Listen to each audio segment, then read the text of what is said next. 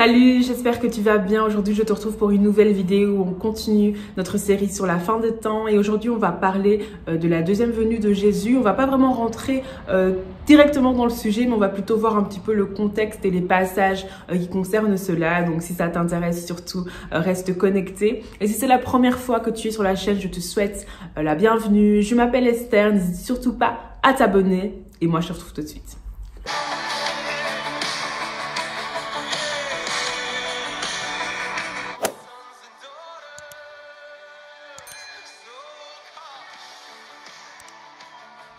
Alors, on va commencer par un passage qu'on a déjà vu précédemment, donc juste pour un petit peu rappeler le contexte.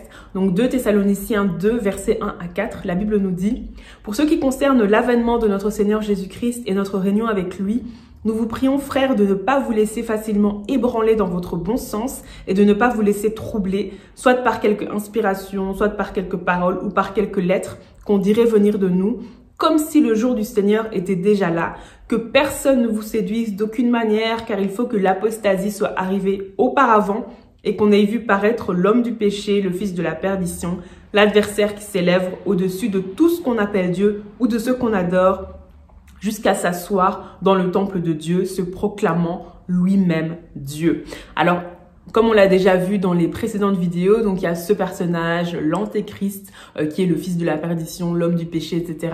Ce personnage qui est véritablement la postérité de Satan et au travers de qui Satan veut être adoré. Parce que Satan a toujours voulu être adoré par les hommes, Satan a toujours voulu prendre la place de Dieu. Et c'est au travers de l'antéchrist en fait que cela va se faire. Et pour cela, il y a toute une organisation, il y a toutes des sociétés secrètes qui sont en train justement de travailler pour arranger, pour organiser, pour faciliter la venue de l'antéchrist qui va régner donc sur base d'une véritable dictature.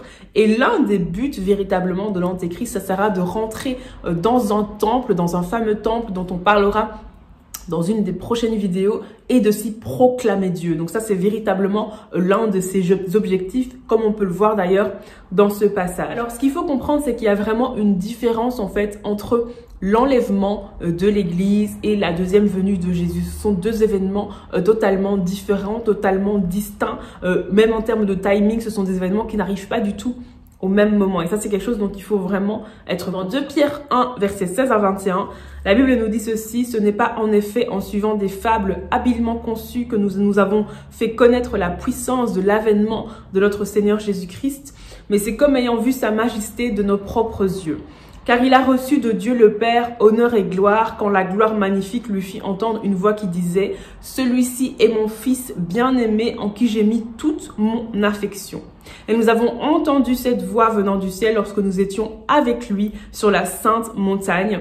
Et nous tenons pour d'autant plus certaine la parole prophétique à laquelle vous faites bien de prêter attention, comme à une lampe qui brille dans un lieu obscur jusqu'à ce que le jour vienne apparaître et que l'étoile du matin se lève dans vos cœurs, sachant tout d'abord vous-même qu'aucune prophétie de l'Écriture ne peut être un objet d'interprétation particulière, car ce n'est pas par une volonté d'homme qu'une prophétie a jamais été apportée, mais c'est poussé par le Saint-Esprit que des hommes ont parlé de la part de Dieu.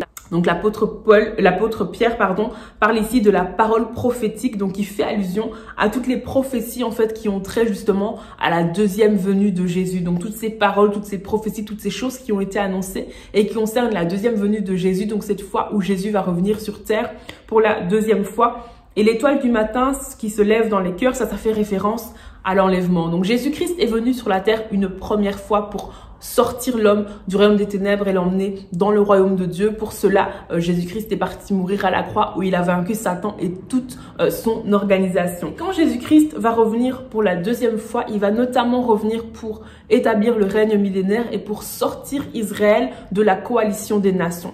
Alors ça, ce sont deux choses qu'on verra dans les prochaines vidéos.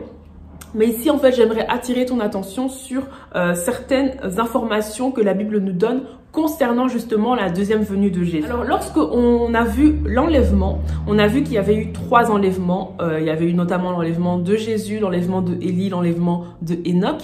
Et lorsque nous avons vu l'enlèvement de Jésus, nous avons vu en fait que Jésus avait été enlevé alors qu'il était avec ses disciples. Alors ça, c'est ce qu'on voit dans le livre des Actes au chapitre 1er. Le contexte, c'est que Jésus Après être ressuscité, il est apparu à ses disciples pendant 40 jours et puis finalement, il leur a donné des instructions, il leur a dit d'attendre que le Saint-Esprit allait venir sur eux, etc.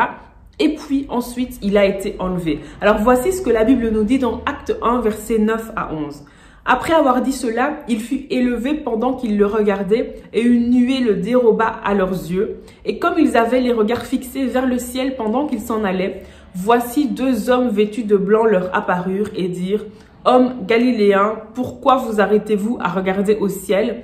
Ce Jésus qui a été enlevé au ciel du milieu de vous viendra de la même manière que vous l'avez vu allant au ciel. » Alors là, en fait, à ce moment-là, lorsque Jésus est enlevé, il se trouve en fait sur la montagne des Oliviers. Ici, en fait, la Bible nous parle de la montagne des Oliviers. Donc, la montagne des Oliviers se trouve tout près de Jérusalem. Et ce que la parole de Dieu nous dit, c'est que Jésus-Christ a été enlevé de la montagne des Oliviers et que justement, c'est à la montagne des Oliviers, sur la montagne des Oliviers, que Jésus-Christ va revenir. Et ça, c'est confirmé dans d'autres paroles de la Bible, notamment dans le livre de Zacharie au chapitre 12, qui est aussi un passage que nous allons vraiment analyser lors de la prochaine vidéo, parce que ça nous permet en fait de comprendre quel est le rôle que Jésus va jouer par rapport à Israël. Mais ici, on va voir ça par rapport justement à la montagne des Oliviers, où la Bible nous dit ceci.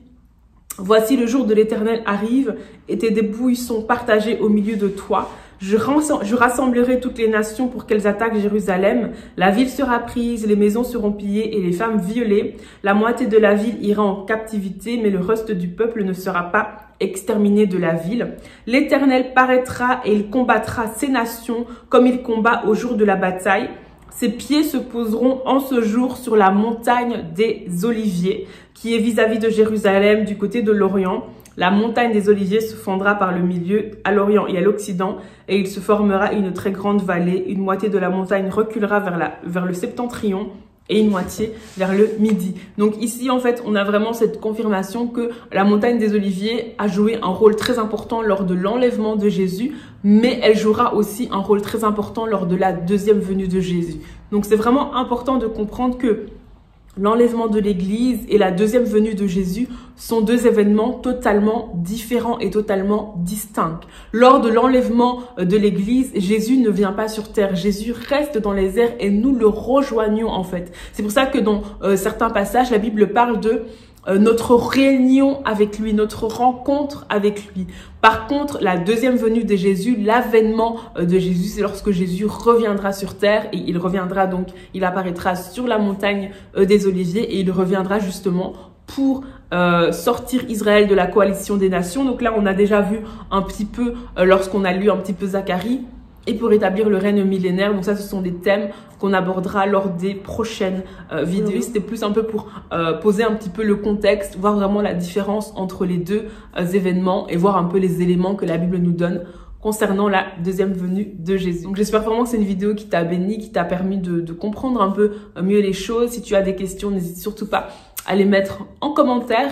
Et puis, écoute, merci beaucoup d'avoir suivi cette vidéo jusqu'au bout. Alors moi, je te retrouve lundi pour continuer notre Monday Talk et jeudi prochain où nous parlerons, nous continuerons justement sur la série sur la fin des temps. Encore merci d'avoir suivi cette vidéo jusqu'au bout et à très bientôt pour une prochaine vidéo. Bye.